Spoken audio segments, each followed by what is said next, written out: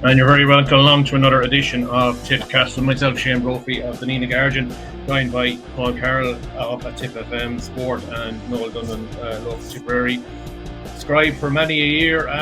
Noel, I'll start with you, Noel. You would have seen more Tipperary matches than I have down through the years. Sort of a strange game on Sunday. I think I marked it in my analysis piece. My headline is "The Match That Never Was." There was a match, but it wasn't really. It'll go down in history as Cork winning by 15, but that's probably, apart from a couple of small things, it's very much not a lot off we could take from Sunday. Yeah, I'd say that's a fairly good analysis of it, Shane. The match that never was, because it wasn't a game. It was over before it started, really. I suppose, you're looking, trying to pick out a few positives out of it from a Tipperary perspective, and possibly the one positive that I take out of it is the fact that we've been here before, only a couple of weeks ago in the league, where we went down to Cork and took a fairly sound beating. Had 2 weeks to recover before the Limerick game, and recover they did, and produced probably one of the best performances we've seen in a number of years. So from my perspective, the hope would be that we can replicate that again, and we have the fortnight again before we go down to Ennis, and we certainly need to be on our game for that Ennis match. So descending off, I suppose, if going down to Cork, I don't think there would have been too many Tipperary supporters who would be saying we're definitely going to win this game. I think we were going down in hope, and in the hope of producing a really, really good performance. Now, that didn't happen, obviously, but maybe the circumstances with Darren McCarthy going so early in the game, maybe that has kind of given us a bit of an out, a little bit of an excuse, if you like. And I don't mean an excuse in a bad sense, but it is certainly a big factor. The game was just ruined. Yeah, I suppose before we would maybe dive into some elements, I suppose we'll tackle the red card issue. I know I was sitting beside you, Noel, and I think I might have said to you straight away when it happened, if that spotted Dara's in trouble. That was my gut instinct straight away, because I'd seen it, the tangle. Paul, I know you were live. I'm not sure whether you were following the ball, or you probably were, in Alan Tynan's score that wasn't a score, and some people have said since it was actually a wide ball, but nobody was so sure. But what was your view on the incident early on? Yeah, my initial view was following the ball, and I was commentating on a brilliant Alan Tynan score to get us up and going in Páirc Uí Chaoimh, but that was wiped off, and our kind of hopes of the match were wiped off fairly soon after. Yeah, the incident itself, I've had my take on it was that Darren McCarthy put himself in the position to give the ref a decision, and any sort of action like that, kind of, I suppose, paired with the man going down and kind of to some extent exaggerating what contact there was. It was ultimately Darren McCarthy who put himself in that position, so he can have no complaints. It was very disappointing. Like, originally, that you kind of knew this is going to be a long day, and 15-16 minutes later, Cork have 3 goals put in, and it suddenly became a very difficult game to commentate on. But yeah, the incident, I kind of spoke online about my kind of frustrations with, Sean O'Donoghue did get a dig, looked to be into the stomach or possibly lower chest area, and he goes down holding his private parts, which is just an annoyance that's kind of creeping into the game. Why would he be doing that? The only kind of real reason you could say he's doing that is to try and get a man sent off, which is, it's all part of the game. But it is disappointing that happened. But I think that kind of exaggerated what did happen, and that led to some frustration. But look, Darren McCarthy is young. He hasn't put a foot wrong in a Tip jersey, a Toom jersey, a Nina CBS jersey at all, really, in the last year and a half, 2 years, and even more than that. So he'll learn from that. It's a 1-game suspension. It kind of feels like a 2-game suspension because he's nearly already missed a game. But at least he'll be back for that Waterford game, and hopefully Tip can have something leaving Ennis to have something to play for against Waterford. Yeah, I suppose I suppose a lot of the commentary from the game is kind of split down the middle, that there was a strike, there was a lash out or a strike or whatever you call it, and Darragh was unlucky to get caught. And then there's other people will be saying, this is what goes on the whole time at the start of the game for you're setting down the law. And that's why I was keen, why I was fortunate enough to have seen the incident, is because I remember the league final and Dara got schooled essentially by a wily cornerback that day. And I was keen, was Dara going to say, I'm not going to stand for this today? And it was great to see him. He went in and he gave him a few raps of shoulders and stuff, and probably just the exuberance of youth maybe, and just whatever. I tried to shrug off O'Donoghue and I made it look like a strike, and the linesman unfortunately saw it and, as Paul said, gave it the referee a decision to make. Yeah, and like, you know, there was a lot of stuff going on around the field. Yeah. You know, we've seen a lot since. Even we've seen a Cork player leading with the head in another incident, which wasn't spotted. To my mind, that's as serious an incident as the butt with the hurley, you know. Yeah. But it wasn't spotted, and that's Cork player was lucky to get away with that. The linesman happened to have his back turned as he was watching some other stuff that was going on. Yeah. You know, Darren McCarthy was probably the unfortunate one that he was picked out of all of what was going on. And I suppose the reason he was picked out was because the action was a clear kind of a motion with the hurley towards the Cork player. So it was quite obvious. I mean, you know, maybe a more experienced player might have gotten in closer and given the same dig, but you wouldn't see the same kind of a swing or whatever. I think you're right, Shane. I think there was a kind of a determination there to say, you're not going to do to me what you did to me in the league final. And it was a case of trying to lay down a marker. Dara wasn't the only one laying down a marker. There was a lot of markers being laid down around the field, but he was the unfortunate one who was caught in the act, if you like. You know, I don't know. I'm kind of, you know, you said about opinion being divided on the whole thing, and I'm kind of divided on it as well in my own mind, to be honest with you, because a lot of that goes on. Any of us who've ever heard, like, you know yourself, when you go in at the start of a match, there was a bit of poking and prodding and pushing and shoving and all that kind of thing, and it is kind of part and parcel of the game. Should it be? Probably not, but it is. I mean, I thought it was interesting that Anthony Daly on the Sunday game on Sunday evening, which didn't make for very pleasant viewing, I might add, from a Tipperary perspective, but he did say, you know, God almighty, where are we going if we're giving fellas red cards for that kind of stuff? He said there were a hell of a lot of people being sent off back through the years, and he's dead right. There would have been far worse going on. The thing that really frustrates me about all that kind of carry on, Shane, is that you know, a player will get a red card for something like that, and something that's quite obvious won't be spotted by officials. That's the thing that really annoys me. And I mean, again, I go back to the Alan Tynan incident in Kilkenny, where he missed and was suspended. He missed in the tackle and was suspended. But the player in question went down in a heap as well, you know, and it kind of saddens me to see that that's coming into the game. Like, hurling is a manly game, and it kind of saddens me to see players taking a dive. I will say, to credit the Kilkenny player, he hopped up immediately. You know, when that happened, he was up straight away. It was like almost like a reflex reaction that he hit the ground. Yeah, but sometimes if you go down and even if you hold the head for a minute, for a second or two, that's probably enough to give the ref an idea in his head. Like, I think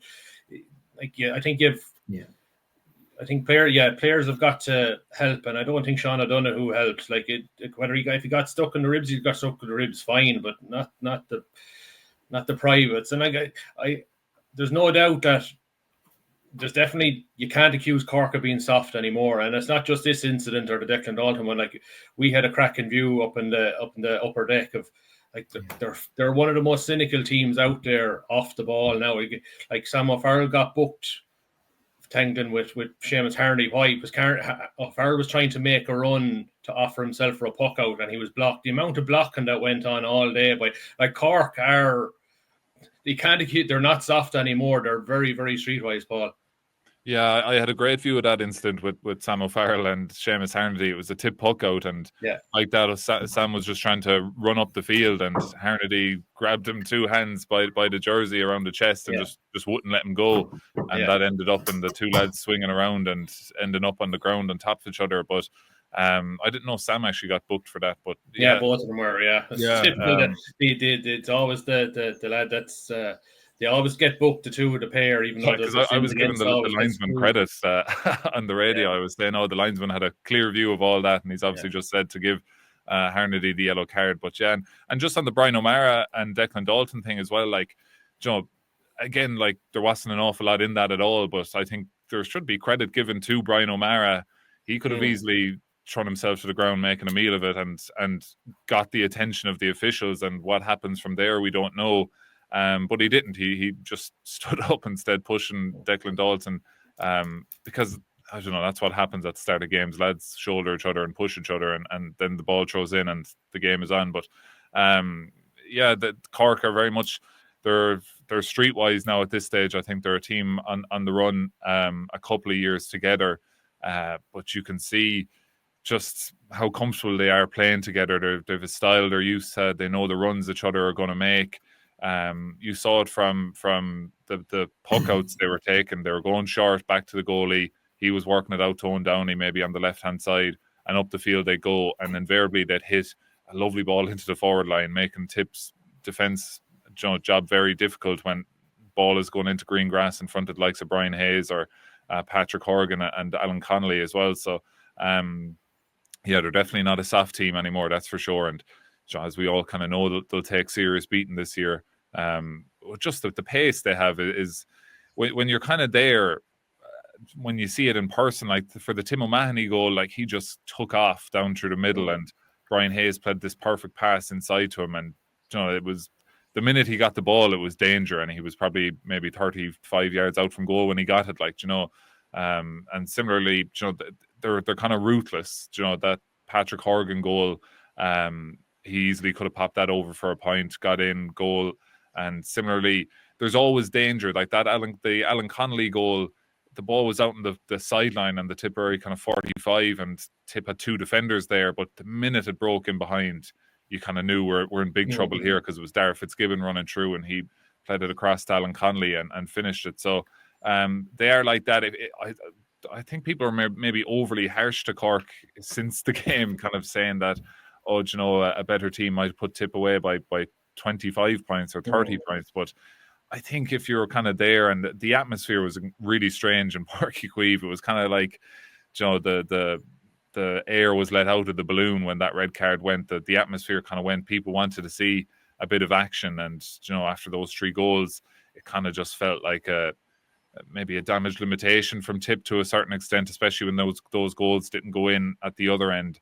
And then, the second half, Cork were guilty of just kind of taking their eye off the ball in terms of trying these silly passes and just kind of falling out of the rhythm of the game. And it kind of just petered out then, particularly after the Declan Dalton goal. So, Cork they're a serious team. They're going to take some beating, and they've definitely learned how to win these top tier games no matter what down through the years.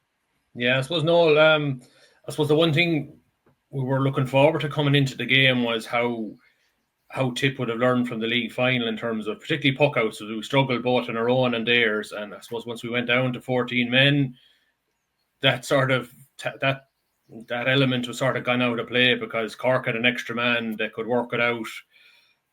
When Barry Hogan looked out the field, his options were more limited than they were, and I think I give great credit. I thought Jake Morris was outstanding again. The amount of times he offered himself for puck outs and won a couple of frees was outstanding. I suppose the one thing I suppose we would probably you have to take from the game as a negative is I suppose off the sharp, the second ball that was coming in, and we were still a yard and a half off the Cork men. And although I would remark, I thought Cork's first touch was incredible. Like the ball that could have been fired in with them at top speed, yet the ball never broke out of their hand or broke off the hurley to give maybe a Tip a chance to get a hurl in and force a turnover. Like Tip, for any chance of Tip maybe to win with 14 men, they needed to hope maybe Cork's first touch was off, force a few dispossessions and create sort of turnovers that way, like in broken play. But Cork's skill level it's just such a high level at the moment. As Pat Ryan said afterwards, he said they don't have anything but top gear, and I sort of agree with him. I think when Cork are on it, they're the best team in the country. But I think when Cork are slightly off, I think Limerick and Clare are better in fourth gear than Cork's fourth gear. But I think Cork's sixth gear is better than everyone else's, if you know what I mean. Yeah, and I suppose, Shane, a lot of that, the pace that they play the game at, the speed of the hands, the speed of the touch is just incredible. And, you mentioned there that the tip backs may be standing a yard off their men. I think a lot of that maybe had to do with the fact that, they were probably afraid that they were going to be turned so easily and gone. And you commit yourself, you go to and you commit yourself. And if you're given the slip, you're in trouble. Like we had 3 goals gone in 11 minutes, from the 7th to the 6th to the 17th minute. 3 goals. It's really, really deflating. And that kind of leads to players being nervy and anxious, and things are really going wrong. And you mentioned Jake Morris there and showing for the ball, and one of the things that Liam Cahill has referenced on a number of occasions when things haven't been going well, he constantly says that players have to be brave and have to keep putting the hand up and keep looking for possession and keep looking for the ball and be brave on the ball. And I think Jake really kind of emphasized that on Sunday with the way that he was going about his business. I mean, the game was over and done with. We were not going to get back into it. It was a done deal, but he was still looking for ball and still going at Cork. He scored 1 point in the second half. I think he lost the ball twice and still got the point, showed real persistence and leadership and all of that. But just to go back to what we were saying about Cork and maybe some of the dark arts that they have acquired along the way, any successful team is going to have those dark arts. I mean, we would have referenced Limerick on plenty of occasions in the last few years and what they do and how they do it. And you go back to the Kilkenny teams under Brian Cody, the really successful ones, and the number of times that you take big hits there, and their sort of cynicism in a good way, and I suppose if you're a Cork person, you'd say that Cork cynicism is good as well, because it does prevent the team from getting, the opposition from getting into some kind of a flow or emotion. And we're all involved in coaching young fellas and all the rest of it, and girls in Kamogi, and the sort of line that we throw out to them all the time is that your first defender is wearing the number 15 jersey or corner forward. But Cork have taken that to a level where they are just not allowing defenders to move forward at all. They're preventing him, they're blocking him in whatever way they can do. That's something that they brought to their game, and it was something that was possibly missing last year. Possibly they would have won the All-Ireland had they been a little bit more cynical at times, but they've definitely added that to their game this time. As for from a Tipperary perspective, I was kind of happy with the way that they tried to keep in the game and tried to keep doing the right things.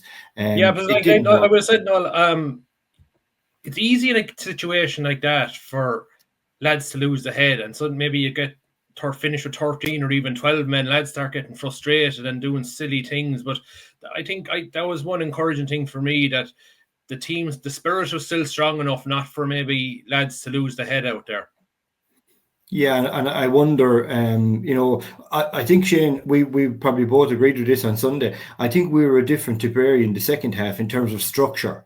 We restructured ourselves at half time. We had the chance to go in, have a chat about what was going on, and managed to restructure. And look, the score will show that too. I think we lost the first half by 10 points. We lost the second half by 5 points, which, we won't exactly be jumping up and down about that. But at the same time, I think it emphasizes the fact that we did manage to restructure slightly. I think, Owen Connolly came out the field a bit more. Ronan dropped a bit deeper in towards the full back line, and we moved the whole thing around a little bit to try and solidify.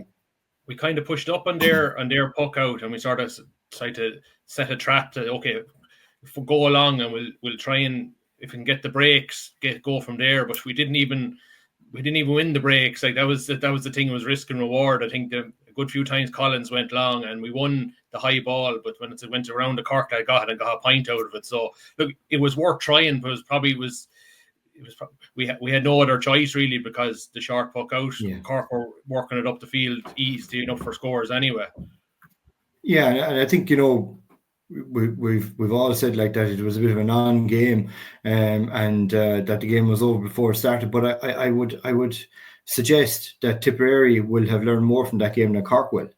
To be frank about it, like Cork played, it was 15-14. It was like a training game. You could almost see, if that happened in training, you'd be turning one of the guys around and saying, "Now you played the other way in the second half," But Cork will have learned little enough, because the overlap that they had was suddenly a double overlap if they wanted it. Their bodies run all over the place. Tim O'Mahony appeared on his own so many times, because of the fact that the overlap was coming from the half back line and all that. So I think they will have, or I think we will have learned a little bit more about ourselves. Maybe a few red flags maybe might have been raised in relation to the way we play our game, and in relation to the way we line up against individuals as well. I think there's a little bit of a rethink needed maybe in a few different positions. Not saying that we don't have the right personnel on the field, but just position-wise, that we may need to look at stuff. Yeah, so something we might tease out in a few minutes. But Paul, I suppose to reflect on, I suppose, the few positives. I suppose Robert Doyle, Sam O'Farrell, Craig Morgan, Jake Morris, and Jason Ford, I suppose they were the ones that really stood out. And I suppose I did remark to somebody after about 10 or 15 minutes, is that should we get Noel McGrath on now? Do you sacrifice John? Because I suppose the game plan was out the window at that stage. Do you get Noel on and just to settle the thing down around the middle third? Would you sacrifice John McGrath, maybe get Andrew Ormond on, somebody with legs in the full forward line that we had to chase lost causes, because John's, but I thought John, the amount of times the ball went into him, he made it stick. I thought, I know Noel, you were getting very frustrated the amount of times going down, he was fouling, and I think he only got a yellow after the third or fourth free. But it's there wasn't all negative, Paul. I was just looking at the stats. We won the turnover battle 30-23. We only had one less shot at goal than Cork in the whole game. We had 14 wides. We had 3 goal chances. They had 4 goal chances and scored 4. We had 3. I think Sam O'Farrell, Craig Morgan, and Andrew Ormond. We got none. So we did a lot right, but I suppose Cork just have that they had that last bit at the moment where they punish you. Yeah, I think we were kind of saying they're cynical as well, but they're clinical is another word you could use to describe Cork. Like when we were talking there, I was thinking in my head, God, did they have any goal chance they didn't score? And I don't think they did. They every kind of time they got in on goals, they scored. And that Declan Dalton one was, Brian O'Mara was probably a little bit off and probably tired at that stage, and he cut inside, but he absolutely leathered it. There's serious talent there with Declan Dalton, but there was positives for Tip. There was that one ball in the second half, any kind of ball that went into Robert Doyle that was 50-50, he won his fair share of them. There was that one in the second half where I think the ball bounced and he was out in front of Alan Connolly, caught it at kind of head height and just took off, and that was a real kind of one where if the game was a game, that would have lifted the whole crowd.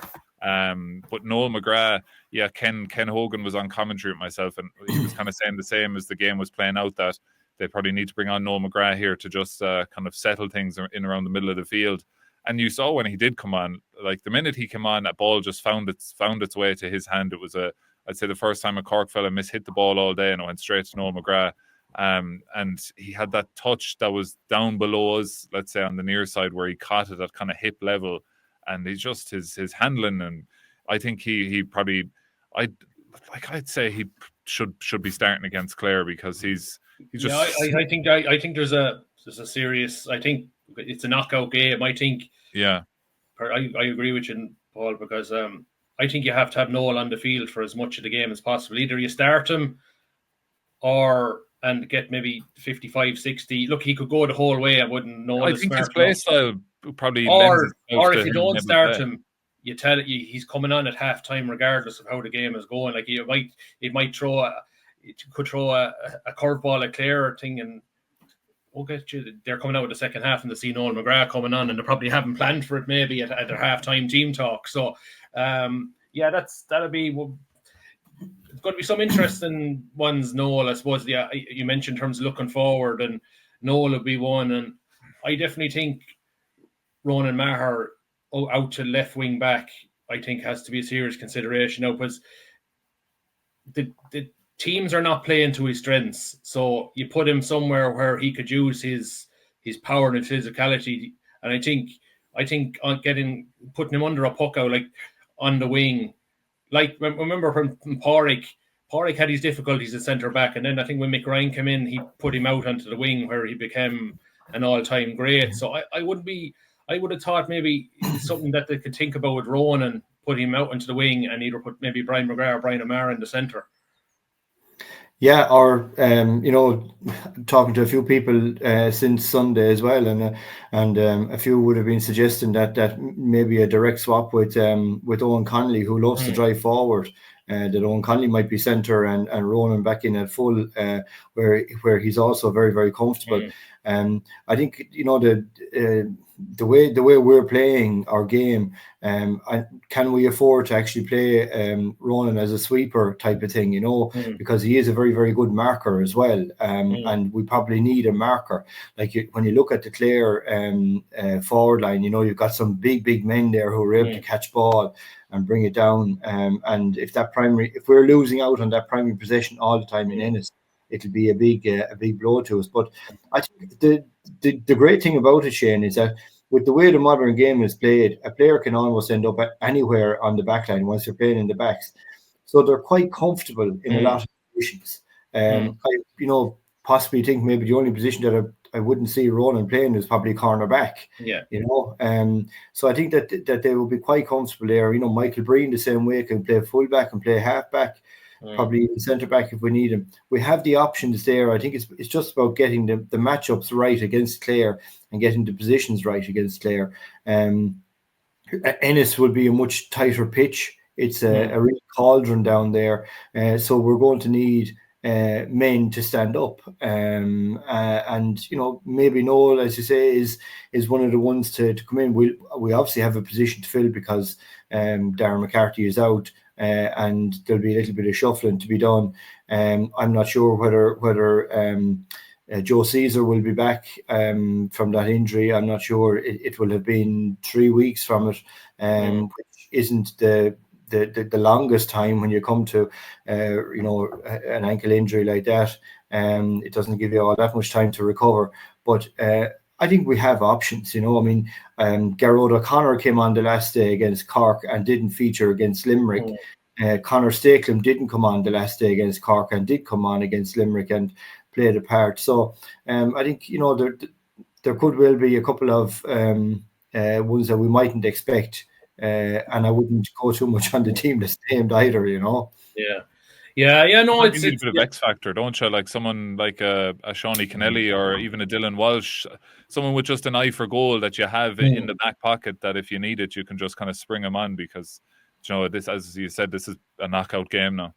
Yeah, and like you said, Andrew Ormond, I thought was very lively when he came on last Sunday. Got on a lot of possessions, got a point. He had one poor wide and probably one goal chance. He didn't get a decent enough connection. So like there are options like in terms of.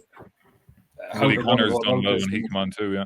Yeah, and you've got to remember last year's match was, I suppose it'll depend on what Clare do too. Will they stick with John Conlon, who looks very well off his best? And I think in last year's match against Clare, even though it was a dead rubber from Tipp's point of view, Jake Morris had a sort of a field day at centre forward, drifting off him for 4 points. So I just get the sense that like we'll be throwing something different at Clare. Like it's hard to know whether would Ronan going back to full back. Like I suppose it all depends on where Duggan goes. I wonder would Ronan go on Duggan from a start? Like Duggan go out, and then if Duggan goes in full, would Ronan follow him in? Like so, there's a lot of sort of that horses for courses stuff. And yeah, I just think my own view is that the way teams are playing, they're not pumping ball down the middle, and where Ronan can eat it up. Like I think if you're ahead with a few minutes to go, there's nobody better to slot in at centre back to when teams start to panic and maybe send bad ball in, he'll read it and cut it out. That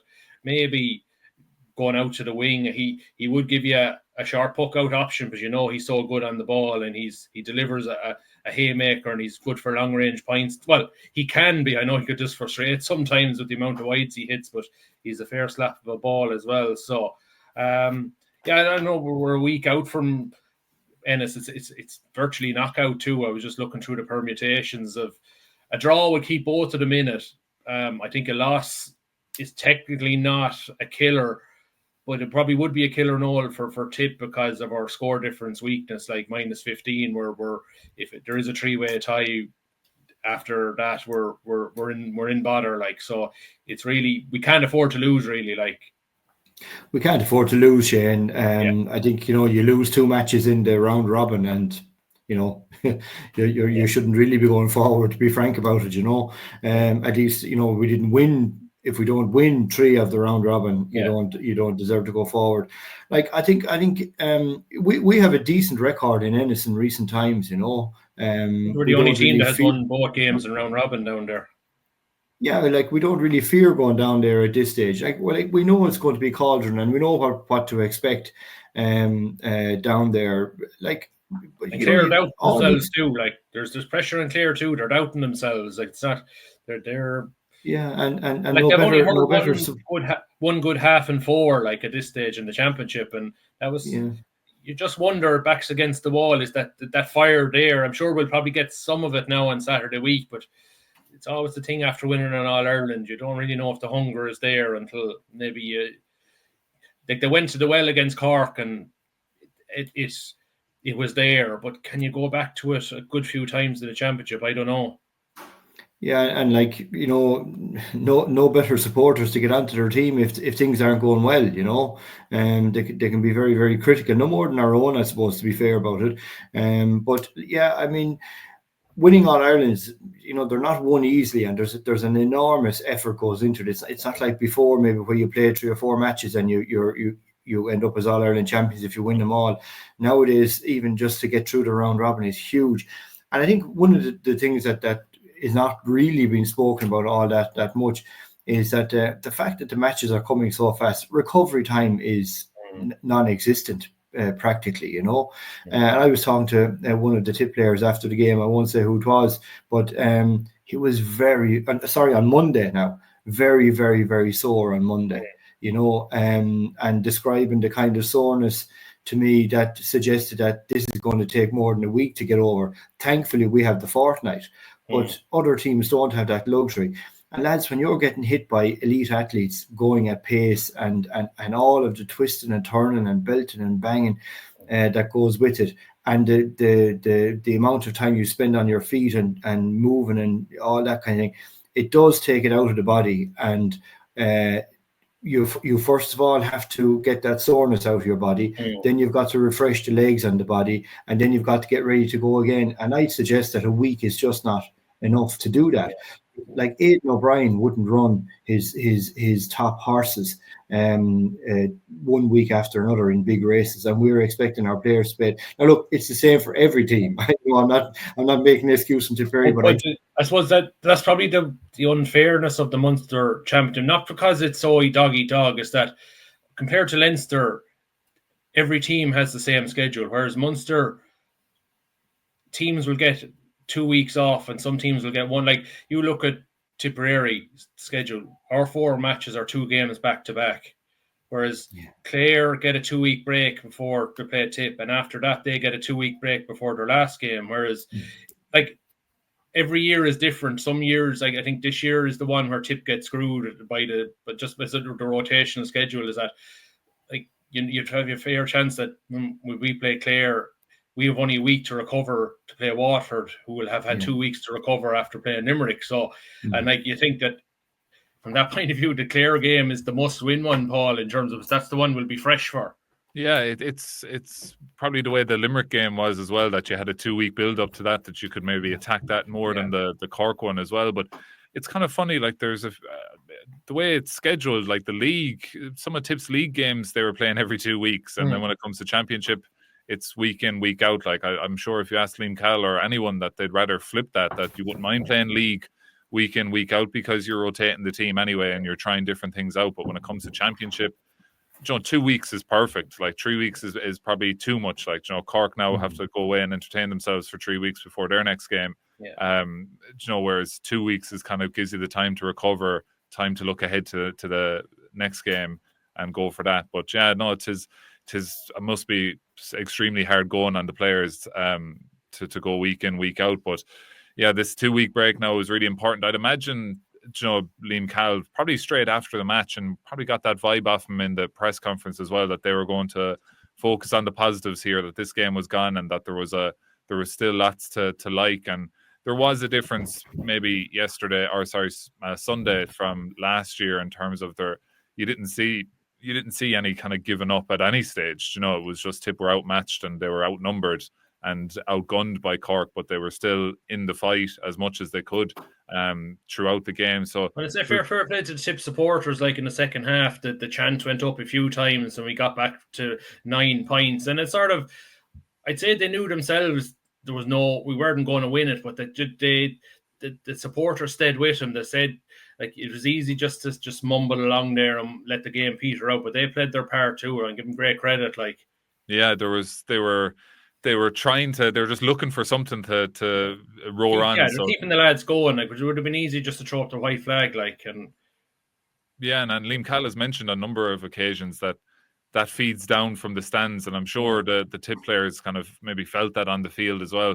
But yeah, it was kind of any time Tip maybe got 2 points in a row or any bit of go forward momentum, the Tip fans were eager to get the tip chants going, and that does help, and that will be extremely needed come Ennis, because it's funny. I think that the dimensions of Ennis is the same size as any kind of pitch going.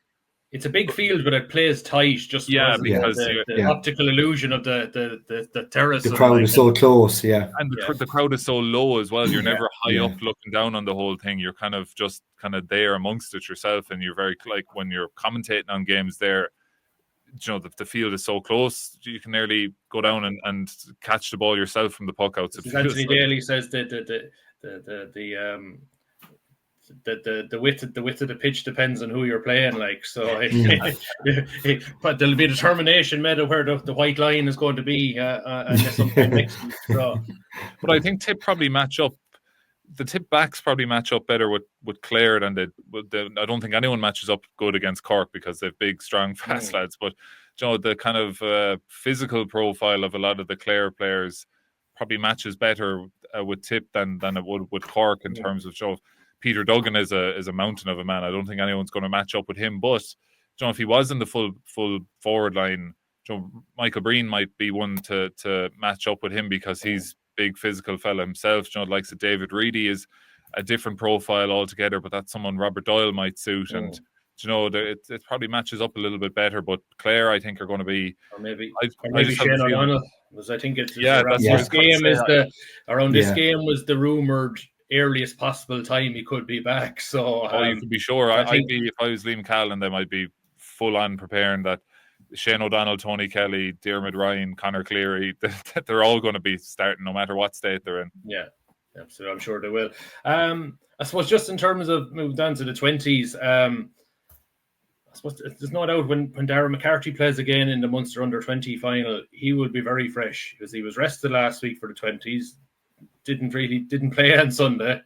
Will be suspended for the Clare game, so he will have had no game in effect in 3.5 weeks. Like, and when they play that Munster Under-20 final, and we'll probably preview it properly maybe the next week or two. But we know now it's Cork or Clare they'll be playing in the final on the 14th of May. I suppose an impressive turnaround after the Limerick loss. Limerick didn't even get out into the semi-finals. It just shows you the cutthroat nature of even under-20 hurling. Like, one result, it doesn't count for a lot. It's about the whole body of work, and the response from Tip in the 3 games since has been impressive. And like, you look at the way they put Waterford to the sword last week without their captain and their vice captain, and I know there was a wobble in the middle of the second half, but it just shows you that's a very, very strong panel there at the moment. It is, Shane, and I suppose maybe in some ways we have a lot of players who can come in and do a job, and in some ways maybe we don't know which, a few of our players maybe are they the best 15 or whatever, which is a great way for management, a great problem for them to have, that they have headaches when it comes to actually selecting the 15. I think we would all have been very, very disappointed with the opening game in the round robin, you know. But they really bounced back in very impressive fashion to win that game down in Cork. After the first defeat, I thought we were really going to struggle in Cork, you know, going down to Cork again, like. But took the game to Cork really, really well, won it comfortably enough, and have been very, very good since. Yeah, you mentioned the wobble in the game against Waterford. I suppose every team is going to get a little bit of a green patch against you, or a purple patch when it comes to playing against you. And the sign of a good team is how they can impose their own game on the opposition when the opposition are on top. And I thought, you know, we chipped away there, got back our couple of points, got a couple of scores to just ease away again when it looked as though we might be overturned. I don't think we really looked like losing that game, even when Waterford came really strong. I don't think we did, to be fair.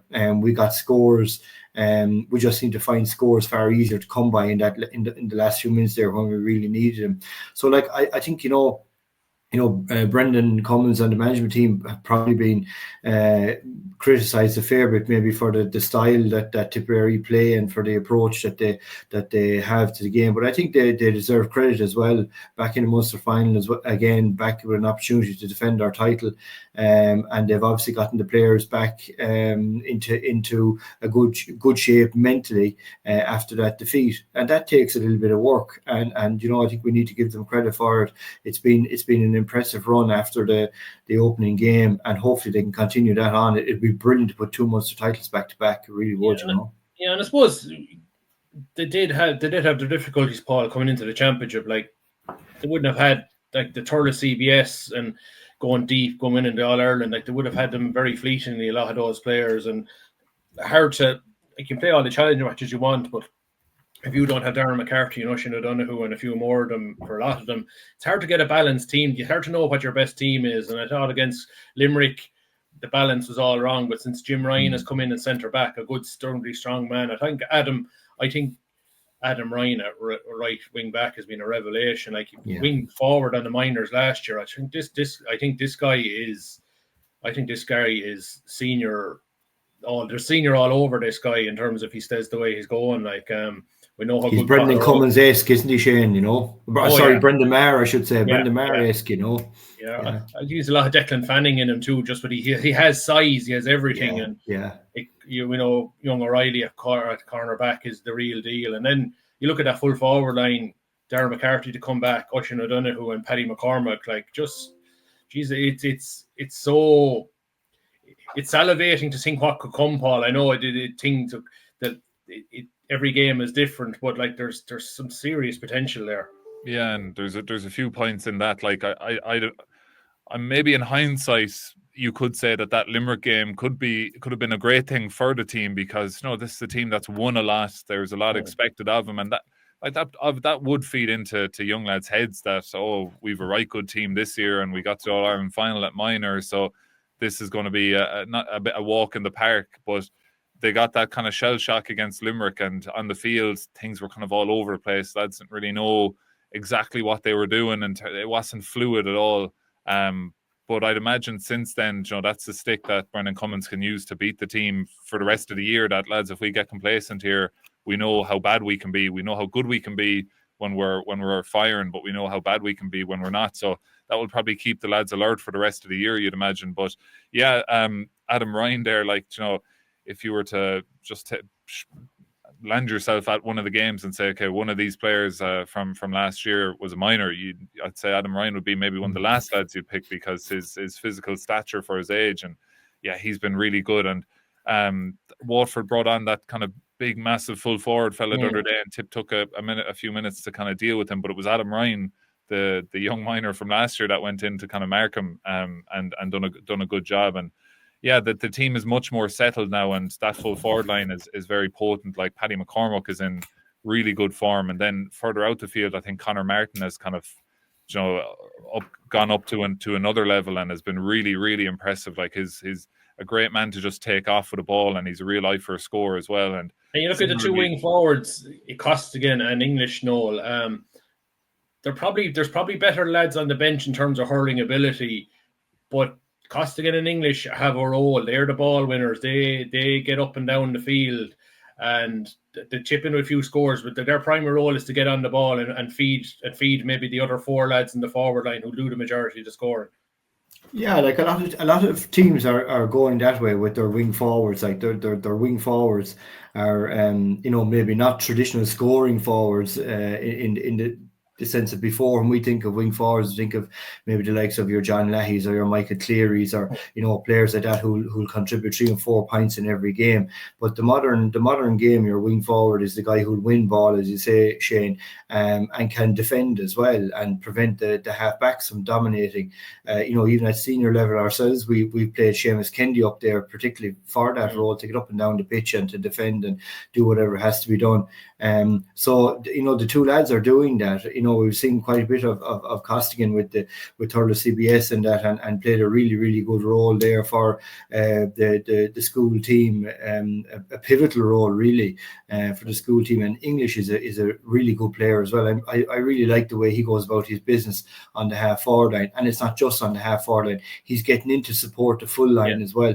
He's also dipping back to support midfield and half back, which is, if you wanted to write out a descriptive textbook about half forward play, he's the version of it really, So I think he has a really good future for Tipperary. Hopefully, if he can stay right and stay injury free and all that type of thing, Yeah, I suppose before we wrap up on the hurling side of things, the Miners, disappointingly, their last game is on Friday against Cork. They're out of the championship. Unluckily too, like they only have -5 score difference, like 3 narrow defeats. Frustrating campaign, Paul. All of this, like probably the Limerick game. You look at some of the defeats Limerick have shipped. Like that was probably a game they left behind, like the Waterford game and the Clare games. Maybe they had chances in all 3, just didn't click properly this year. But hopefully, maybe they'll finish on a high on Friday. Yeah, and I probably expect nothing different from a James Woodlock managed team that I'd imagine they'll put in a fierce performance on Friday, even though there's nothing on the line. And yeah, it has been really frustrating, I'd imagine, for the management and the players because, you read out the score difference there, -5. Like they've been in every single one of those games. And was it the Clare game? They were kind of winning for large stages and Clare got a goal in the last kind of 5-6 minutes. But yeah, it has been a frustrating one. They've probably maybe... sometimes you need to kind of find your best team, and maybe in the kind of first couple of games they maybe hadn't found, and they've kind of changed it around since then. But yeah, it's been disappointing. But on the other hand, while it has been disappointing, the players have still, I thought, kind of put in a serious effort in every game and have been right there. It just kind of hasn't fallen their way. And there's lots of players that Brendan Cummins would love to nearly even have this year on that team. Well, like the one that obviously that stands out is Ewan Murray, but so it's his last minor game now on Friday evening. But yeah, it has been a disappointing one in terms of results, but performance-wise and effort level and I'd imagine development of the players hasn't been all too bad with this campaign. I suppose moving on to Kamogi, I suppose if there was controversy in Páirc Uí Chaoimh, there was controversy in the Rag on Sunday, and you come home and think, God Almighty, what sort of a day did Tipperary have? Like to have not only to lose to Waterford again, and like, gee, they're just such a bogey team for Tip at the moment, but then to lose it like that, having a good goal with 5 minutes to go, not given, like it, like you seen, I said there was one like. How do you not see the net shake? Like how? And then you had this cock and bull story that came out that the wind had blown the net back into the field of play. Like, just. But like that, the only hope I'd have is that bit of bad luck will come back to help Tip later in the year. I do think these things come around sometimes, and I don't think I haven't heard yet. I don't know if you've heard on the locally how Karen Kennedy is. I know there was a lot of concern after the game, but the injury she sustained. There were concern in Claude Quirk as well, and God, if you were to lose those 2 players on top of the injustice of last weekend, it'd really be a sickening year altogether. Yeah, and like Karen Kennedy is such a pivotal part of that team, and has really added a lot to the forward line. When she's up there. I haven't heard the extent of the injury. To be honest, I actually saw her in Thurles yesterday, but I wasn't talking to her, so I don't know. But it was baffling how the goal wasn't awarded. It really was baffling. The ball went up into the roof of the net. It didn't just sort of trickle across the goals. It went up into the roof of the net and came back in off the net. Really, really difficult to see how it wasn't awarded. 2 umpires and a referee looking at it. It's just really. But the only thing about it, Shane, is I think it would have meant that Tipperary would have been playing Cork twice in fairly quick succession. Or could have been playing Cork twice in fairly quick succession. So maybe it's not the be all and end all either. Yeah, Munster Championship, there's no link between the Munster Championship and the All Ireland Championship. It would have been nice to maybe get to a final and win it, and I think the final would have been the Curtain Razors of the Cork Tip match in Ennis on Saturday week. It would have been nice to be Clare Tip, involved in both games, not to be, but provided the injuries aren't serious, I suppose the championship and they're apart from Cork, the group is pretty manageable. You have Wexford, Clare, and Limerick. Tip should be that Cork game will probably decide who wins the group and go straight to the All Ireland semi-final. So that's in the rag, I think, on the end of the month. So they now have a clean run into that game, Paul. Yeah, they can go away and just really build up to that now for the next 4 weeks. But hopefully, it's nothing serious for Karen Kennedy. She's from what I've seen, she's top 3, top 5 Kamogi players in the country easily, and when she's in the forward line, there's no stopping her. That goal she got in the league final against Galway was kind of showed what she can do when she's in there one-on-one. A ball goes into her, it's going to probably end up in the back of the net.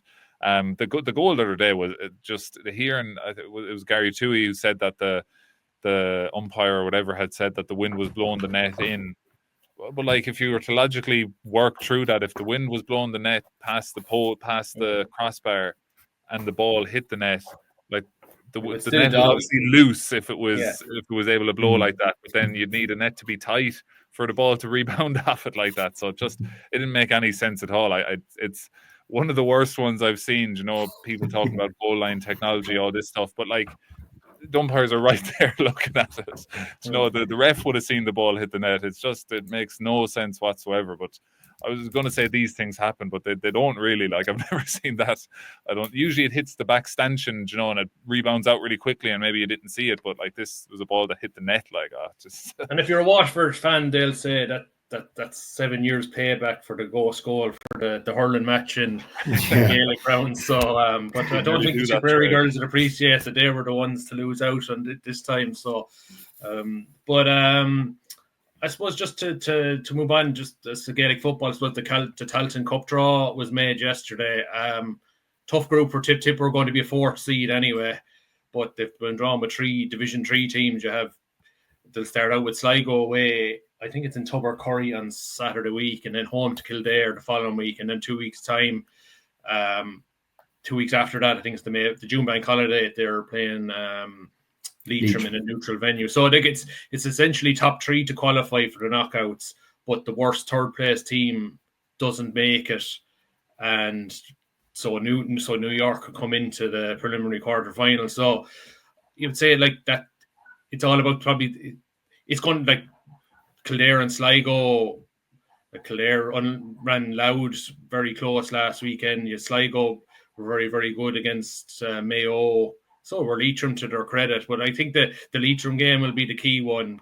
Try and get into that preliminary quarter final. And I think, Noel, I think a lot of the intrigue of the next few weeks, and I suppose at the moment, and building up to the first game of Sligo, is how many of those under-20s that were bitterly unlucky not to get to a Munster final had they drafted in, and how many of them will go straight into the team. As enough Philly's been keen to get his hands on them for a while now. Niall Fitz wanted to keep them focused on the 20s, which was probably the right decision. They just had no luck that night in the key game against Cork.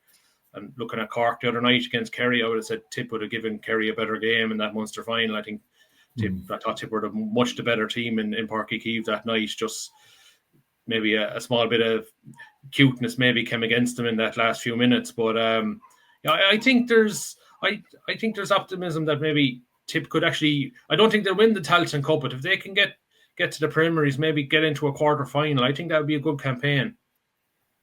Yeah, like I suppose we should be using the Talton Cup to look at some of those players as well and to give them experience of higher opposition. You know, what did we have? Was it 6 league games we had, or 7, and then 2 championship games, and now we'll have 3 games in the Talton Cup. Like, you know, 9 or 10 really, really good games.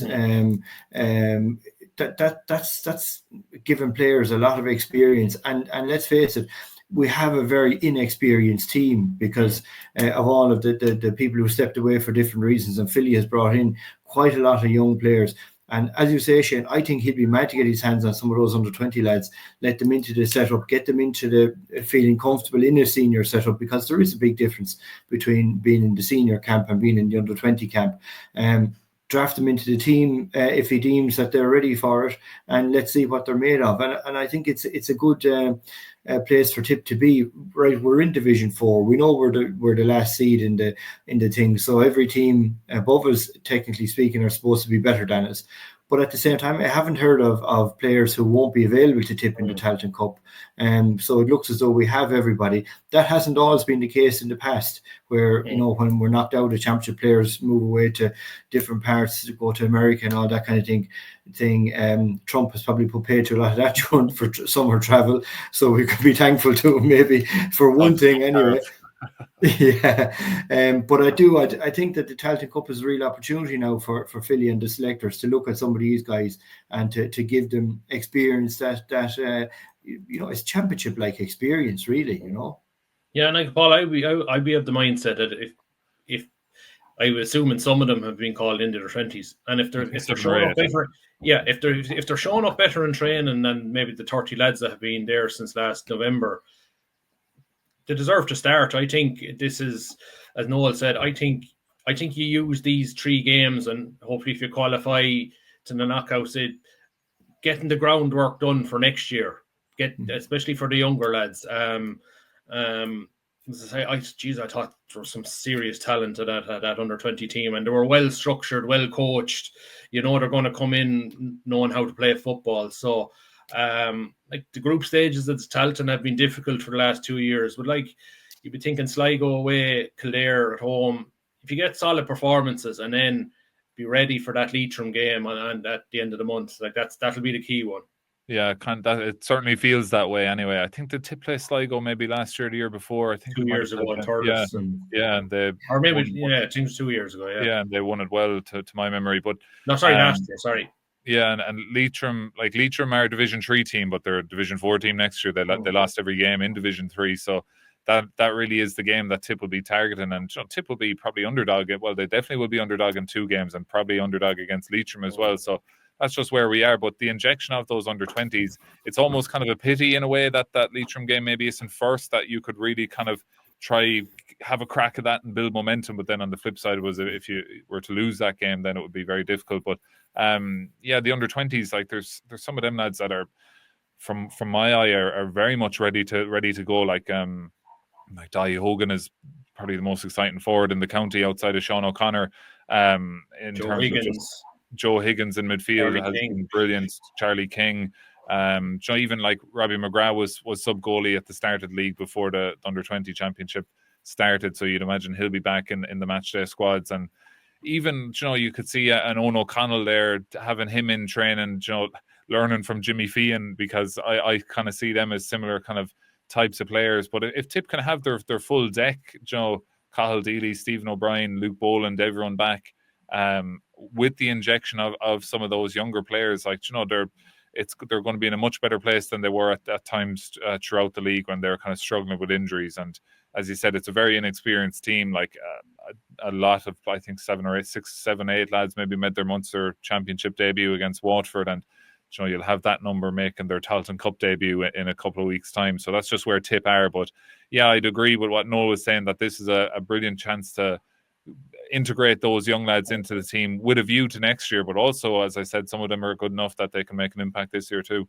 Yeah, I suppose, Noel, before we wrap up the show, a shout out to the minor footballers, like and their heroics on Monday night against Clare. I was sort of following the match on Twitter, and I saw they were well behind, and then I forgot they're coming back, and God, they're going to run out of time here. Like, they were creeping up. And then I said, well, I turn on and see the finish. And then I turn on Clubber, and young McCormick is standing over the penalty. He's like, what the hell is happening here? Like, and in fairness, he scores it and runs away. Like, I love his reaction, the way he sort of, it's like winning a penalty shootout, and just fantastic. I know Clare were a bit sore after it, but like to win it and get through to the final against Clare next week and next Monday for the Darcy Cup, I suppose, hard to believe it's what now was it 2008? God, it's 17 years since poor Darrell passed away. But like, they're going to get a crack at either Cork or Kerry in a semi-final, so that's 2 more matches as well. Like, it's just for that alone, like, it was a huge pressure kick, but it was a fair finish. It was brilliant, it was, and a great way to win a match, but an awful way to lose one, What was the penalty actually for? Did we, like, on the first footage, I was like, was it a foot black or a pull back, or it didn't look very... I couldn't make it out either, like, but... it appeared that the foot was raised slightly. It was harsh, lads, to be fair. But I think it was harsh, and I could understand Clare being a bit crossover. But you have to give credit to Tipp for the way they came back. I mean, I think there was 9 points in it at one stage. And they 9 points for 15 minutes to go, like, 6 points with 60 minutes gone. With time up, gone practically up, like.